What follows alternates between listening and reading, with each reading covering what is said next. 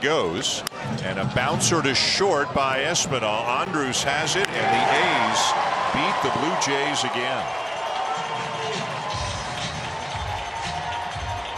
They took advantage of Yusei Kikuchi's wildness in the early going, and although the bullpen in general did a really good job the rest of the way, they just dug themselves too deep of a hole, and again couldn't swing the bats with as much authority as they would have liked. A's pitchers made pitches when they had to. Blue Jays had a lot of base runners, but just couldn't cash them in. They fell behind early again, 4-2. And playing catch-up is going to be tough. I don't care who you're playing at the major league level. That's going to be a tough thing for the Jays. They're going to try and salvage at least one of these games tomorrow. They're going to have to get better pitching. The starters got to go a little bit deeper, and they got to come up with some timely hits tomorrow. It's a day game. Don't forget that. We will see you tomorrow afternoon, we hope, for the final game of the series between the A's and the Jays. But time now for Sportsnet Central as we send you to Eric Thomas and Jesse Fuchs.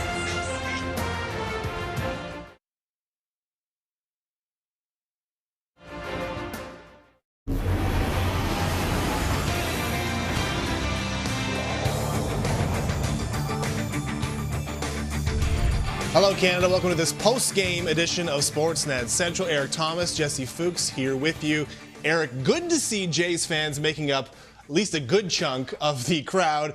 Not a great game for them to watch, at least from a Jays perspective. A game where the numbers just don't really add up. How many times over the course of an entire season where you have more than double the hits of the other team and you lose? But as Dan said during the broadcast, those walks are deadly. Yeah, and that's just the way it's going for the Jays right now. We heard Chapman and Springer pregame talking about the team maybe trying too hard these days, especially offensively. Now it's a 5-game losing streak, tying their worst of the campaign. And with that, we'll get more of a recap.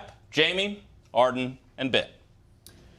Eric, a lot of people are scratching their heads again following a Yusei Kikuchi start. As you mentioned, the Athletics just won a game by scoring 5 times on 4 hits. That's it. And that's quite something. A lot of it due to the fact that Kikuchi just couldn't find the strike zone. Here is Ben Nicholson-Smith and Arden Zwelling. Over to you first. What else is new? It's routine at this point, is it not? How many times have we seen Yusei Kikuchi take the mound with no semblance of fastball command? I've honestly seen him worse than he was tonight, which is saying something. I saw the 2 innings pitched against Milwaukee. I saw the 2/3 of an inning against Kansas City, and then I saw it tonight when it was 24 strikes on 54 pitches. Half the batters the Yusei Kikuchi faced tonight. 5 walks and 2 hit by pitch. Half the batters were given a free bag. He's essentially taken last year's league worst contact management and layered in a league high in walk rate this year. I don't know where you go from here with Yusei Kikuchi. The Blue Jays tried giving him the cutter back. That worked a little bit with the Rays. It obviously wasn't the answer here tonight. I think the problem is he doesn't know where his fastball's going. When he throws it, he has no fastball command. It's below an MLB standard right now. And Ben, the Blue Jays have some very big questions to answer. They really do, because like you said, that is not a major league fastball from a command standpoint. The stuff is there. He's got great stuff, but it doesn't matter if you can't command it, and that's what we're seeing right now. So like you say, they do have some decisions here to make, and realistically, it might be time to think about a Max Castillo. Does that mean that you send Kikuchi to the minors? Does he have a shoulder barking that we don't know about? Get him on the IL for a little bit. This is the time to start thinking about that and to really say, like, this is not working right now, and it might be time to change things up. Kikuchi was a mess, that we understand. There were some other issues in game that have contributed, frankly, to this 5-game losing streak. One was quite noticeable, a bad send from the third base coach. Absolutely, and you alluded to it. The Blue Jays lost a game here today in which they outhit the team 10-4. That takes some creative outs, and here is one in the 6th inning, Matt Chapman with this single. So here's the first thing that goes wrong.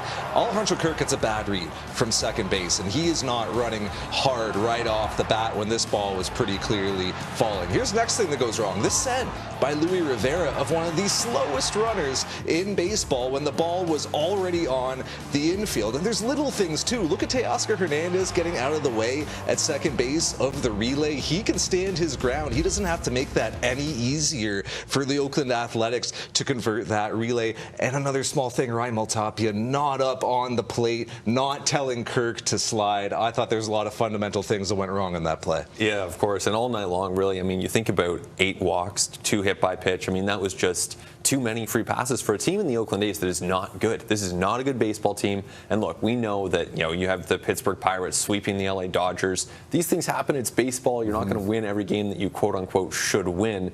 But you walk 8 guys, hit 2. That's just not good. It goes back to Kikuchi. There's no reason to be timid with this lineup. Like, there's every reason to be aggressive against the Oakland A's. They are literally the worst offense in baseball. So there's no reason to be nibbling and walking 8 hitters on the night as the Blue Jays pitching staff did. And the Blue Jays are heading to Seattle after tomorrow's game, a team that just swept San Diego. So it's not like Seattle's ever going to be an easy situation. Clearly, the Oakland Athletics have not been that either. And now the Blue Jays are just trying to avoid getting swept in Oakland. And they'll hand the ball to Jose Barrios tomorrow. There's the start time for Blue Jays Central, 3 Eastern, noon Pacific. Oh, my. Eric and Jesse, back to you.